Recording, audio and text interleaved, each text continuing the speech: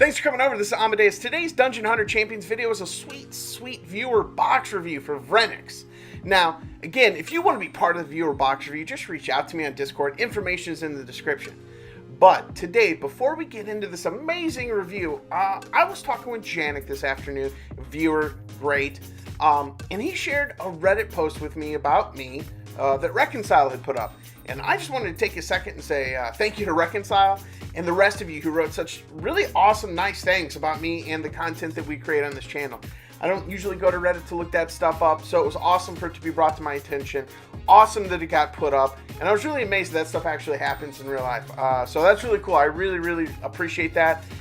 It definitely keeps me motivated to keep doing stuff like this. So I don't want to get all emotional on you guys, but I really do. I think that was incredible, and I really appreciate that, and I felt the need to tell you about it. Okay, so on to the box review. A big shout out to Vrenox. Great guy. Sharing his box with everyone for a viewer box review. Now, currently Vrenox is able to get through ED10 and SW10, but he needs that farming team to get the gear and gold to really build his champions into their better version. I think we all need that, right?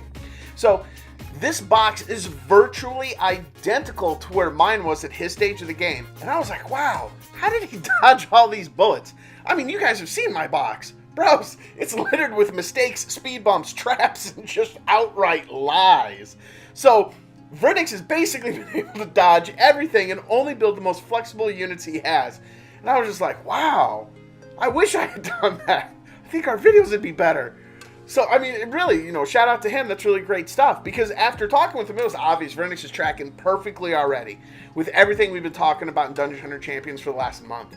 So I was curious to see, well, what do you think your next 6 stars were going to be and why, And again, he was tracking perfectly on his strategy. And I think most of us probably would agree. He was going for Youko and Rona because he needs to make that Stillwidow team faster.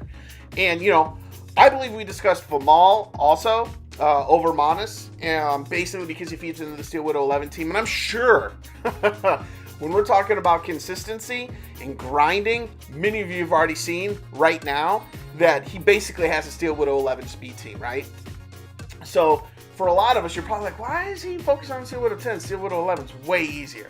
Well, while he does already have a Stillwidow 11 speed team, it's basically the one I used. Because, I mean, obviously, I thought exactly the same thing you guys are.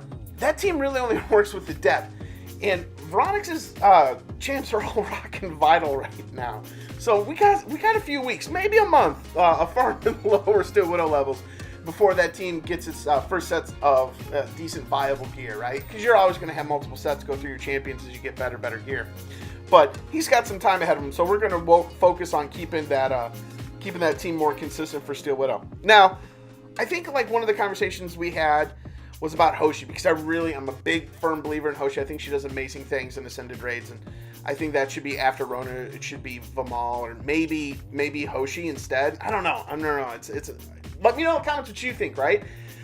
I think he's right to go with Youko, Rona, and Vimal, and then probably Hoshi, right? I'd probably agree with everyone. Once again, let me know in the comments. This is not a one-way conversation. It's a dialogue. Let us know. I'm curious to see what everybody thinks. Because I'm sure a bunch of you already saw like the team composition that we had on the screen. And you're probably thinking of different units you would toss in. Let us know about that too. Because at this point, once he gets Hoshi 6-starred, we're going back to Elder Drake, right? Because I'm going to be like, oh, build Lemon Drop. Lemon Drop's amazing. You got Lemon Drop and Peppermint. You go for Speed ED11 team. We did a video about that. It's really cool, man. Like to farm consistently ED11 in like under a minute. Or a minute-ish, right? That's super cool. It's bragging rights, brother.